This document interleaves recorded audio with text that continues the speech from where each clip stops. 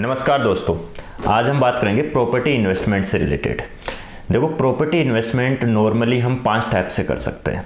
अब 5 टाइप कौन कौन से हैं उनको हम आपको समझाएंगे एक एक करके। तो सबसे जो पहला टाइप है वो अपना आता है कि कॉमर्शियल प्रॉपर्टी इन्वेस्टमेंट। देखो, कॉमर्शियल प्रॉपर्टी का मतलब होता है कि किसी मॉल के अंदर मान लो आप शॉप बाय कर रहे हो, कोई दुकान आप खरीद रहे हो, तो दुकान खरीदते वक्त आपको ध्यान रखना है कि गारंटेड रेंटल इनकम की कंडीशंस वहाँ पे होनी चाहिए।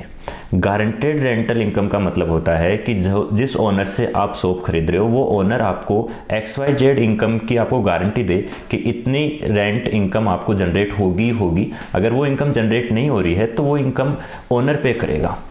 इससे क्या होता है कि हमें विश्वास हो जाता है कि इतनी इनकम तो रेंट से अपने को जनरेट होनी है। तो ये कॉमर्शियल प्रॉपर्टी के अंदर आपको सबसे पहले ध्यान रखना है। सेकंड जो अपनी प्रॉपर्टी आती है वो आती है इंडस्ट्रियल प्रॉपर्टी।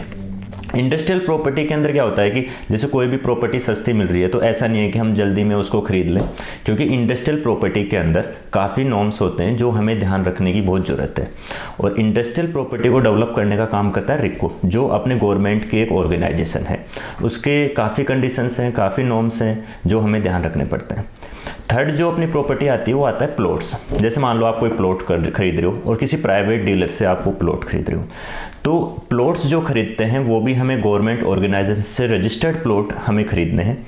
अलग अलग सिटी की अलग अलग ऑर्गेनाइजेशन होती हैं। जैसे हम जयपुर सिटी की बात करें तो जयपुर सिटी के अंदर JDA जो है 4th नंबर पे अपनी प्रॉपर्टी आती है फ्लैट्स। देखो, फ्लैट्स बाय करते समय, सेल करते समय रेरा के नॉर्म्स को ध्यान में रखना चाहिए हमें। रेरा के काफ़ी नॉर्म्स हैं जिनको ध्यान में रख के ही हमें बाय और सेल करना है। 5th नंबर पे जो अपनी प्रॉपर्टी आती होती है एग्रीकल्चर लैंड। देखो, एग्रीकल्चर लैंड है वो शहर के बाहर हमें मिलती है, काफ़ी कम रेट में हमें मिलती है। और एग्रीकल्चर लैंड में जो सबसे इंपॉर्टेंट चीज़ है वो है कि एग्रीकल्चर लैंड आप बाय करो तो उससे पहले हमें उसका एरिया कंसिडर करना चाहिए, कन्फर्म करना चाहिए। और एरिया जो कन्फर्म होता है वो होता है जैसे जिस गाँव में आपने एग्रीकल्चर लैंड डिसाइड की है उसकी पंचायत में जाइए, वहाँ से उसका मैप निकलवाइए, उस मैप से उसका क्षेत्रफल स्टडी कीजिए और उस क्षेत्रफल के अकॉर्डिंग हमें उनको पेमेंट पे करना है ओनर को, कि जितना क्षेत्रफल मैप के अंदर है उतने ही क्षेत्रफल का पेमेंट लैंड ओनर को पे करना है। और उसके बाद में दिक्कत आती है कि आप जैसे मान लो लैंड आपने खरीद ली, लैंड खरीदने के बाद में आप उसकी बाउंड्री करवाने जा रहे हो तो पड़ोसियों की काफ़ी दिक्कत होती है। एक पड़ोसी बोलता है इधर से 10 फीट छोड़ दे, दूसरा पड़ोसी बोलता है इधर से 15 फीट छोड़ दे, तो वहाँ पर भी काफ़ी दिक्कत आती है। और इन सभी दिक्कतों का आपको प्रॉब्लम का सामना ना करना पड़े, इसके लिए हमारी कंपनी स्टोन से तो आपकी पूरी हेल्प करेगी।